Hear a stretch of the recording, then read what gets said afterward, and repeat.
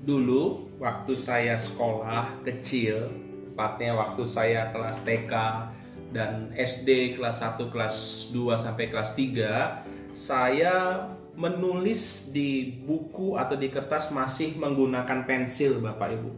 A, B, C, D dan sebagainya dan sebagainya. Bapak Ibu, pernahkah Bapak Ibu, saudara-saudari tahu kenapa waktu kecil kita tidak diberikan kesempatan menulis dengan pulpen?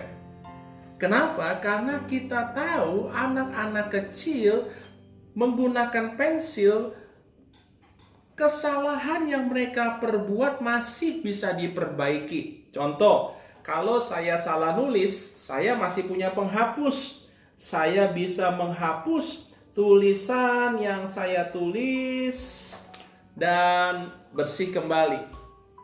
Bersih, Bapak Ibu. Tadi saya tulis dengan huruf yang salah, misalnya ABC. Saya tulis dengan huruf yang salah. Tetapi karena saya mungkin mau menulis yang lain, saya bisa menghapus ini, Bapak Ibu. Dan anak-anak tidak perlu risau karena sudah hilang apa yang ditulis. Nah, sedangkan ketika kita sudah beranjak dewasa, kita dianjurkan untuk menggunakan pulpen atau pena. Kenapa pakai pulpen? Karena mereka tidak mudah lagi atau kita tidak mudah lagi untuk mengalami atau mengulangi kesalahan yang kita perbuat. Beda ketika kita menulis pakai pulpen atau pena, kita menulis misalnya A, B, C, D. Kita menulis A, B, C, D. Ketika kita salah, kita memperbaiki, kita nggak bisa. Hanya ada dua kemungkinan. Kita mencoret-coret dan pasti ada tanda atau bekasnya. Dan yang kedua, kita pakai tip X. Tip X pun kalau kita menghapus tulisan kita yang salah, pasti ada bekasnya. Meskipun tulisan kita terhapus, tetapi lihat Bapak Ibu, beda. Kalau pakai penghapus, hilang. Anak-anak, kesalahan masih bisa diperbaiki, kita mengerti. Tetapi kalau kita dewasa, ketika kita salah, kita hapus atau kita coret, kita hapus pakai tip X, pasti ada bekasnya putih-putih. Karena saya mentip X itu. Nah, Bapak Ibu, Ibrani mengatakan begini.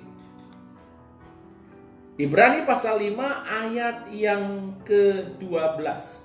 Sebab sekalipun kamu ditinjau dari sudut waktu, sudah seharusnya menjadi pengajar, kamu masih perlu diajarkan asas-asas pokok dari pernyataan Allah, dan kamu masih memerlukan susu, bukan makanan keras.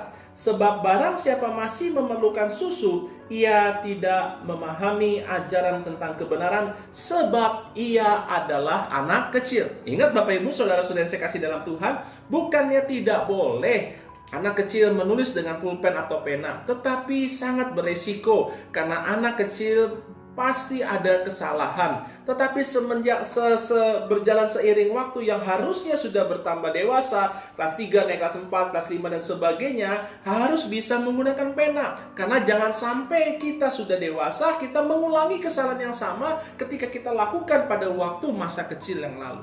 Bagaimana dengan pertumbuhan rohani kita, Bapak Ibu? Ada orang berkata begini, belajarlah dari pengalaman. Kita harus bisa belajar dari pengalaman yang kita lakukan. Pengalaman yang kita lakukan masa-masa yang lampau, baik itu yang baik atau baik yang buruk, supaya kita tidak mengulangi. Saat kita sudah beranjak dewasa, kerohanian kita meningkat dan kita bukan bayi-bayi rohani, apapun yang kita lakukan, kita pasti akan berdampak dan pasti ada bekasnya, pasti akan ada sebab akibatnya, dan pasti akan menimbulkan dampak pada diri sendiri maupun orang lain. Makanya saudara, bertambah dewasa harusnya belajar, dan kita tidak bisa lagi memerlukan pensil, kita nggak bisa lagi memerlukan susu, kita nggak bisa memerlukan lagi penghapus ini untuk menghapus kesalahan kita, karena kita sudah dianggap dewasa. Jadilah dewasa di dalam Tuhan. Bertambah seiring waktu, bukan makin semakin anak kecil. Jangan terus menjadi bayi-bayi rohani. Jangan terus menjadi anak-anak rohani. Berapa lama kau sudah mengikut Tuhan? Harusnya pertumbuhan dewasa dan kita belajar supaya kita jangan mengulangi kesalahan yang sama, supaya nama Tuhan dipermuliakan. Ayo Bapak Ibu. Saya tidak tahu berapa lama Bapak Ibu mengikut Tuhan.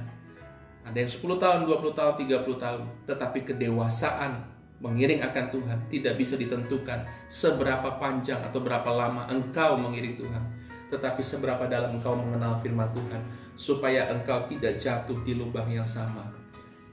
Mari sama-sama kita berdoa. Bapak Ibu, mari kita sama-sama menyadari manusia memang rentan dengan yang namanya kesalahan. Tetapi Bapak Ibu saudara-saudari, malam hari ini kita harus menyadari juga, harusnya rohani kita terus bertumbuh dan bukan seperti anak bayi lagi, anak kecil. Berapa lama kita sudah mengiring Tuhan? Tuhan, ini kami Tuhan. Kami tahu Tuhan, setiap kami harus banyak belajar dari segala pengalaman yang ada. Kami tidak mau Tuhan seperti anak-anak yang masih membutuhkan pensil dan penghapus, ketika salah masih bisa dihapus dan tidak ada tanda dan bekasnya. Tetapi ketika kami beranjak dewasa, ada beban dan tanggung jawab yang harus kami pegang. Beda dengan tanggung jawab seperti anak-anak. Karena kami bukan anak-anak lagi dan kami malu kalau kami dikatakan kami masih anak-anak. Begitu pula dengan kerohanian kami.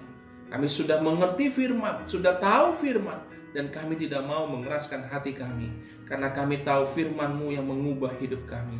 Terima kasih Tuhan. Berkati kami semua, ajar kami, menyadarkan kami bahwa setiap apa yang kami lakukan pasti akan berdampak bagi hidup kami dan orang lain. Pujilah nama-Mu. Sebentar kami akan beristirahat. Berkati kami sepanjang kami tidur, dan besok kami boleh bangun dengan tubuh yang sehat, kekuatan daripada Tuhan. Makasih Tuhan. Dalam nama Tuhan Yesus kami berdoa, kami mengucap syukur. Haleluya. Amin. Bapak Ibu saudara-saudari, ingat, kita tidak lagi menulis dengan pensil, karena pensil ada penghapus.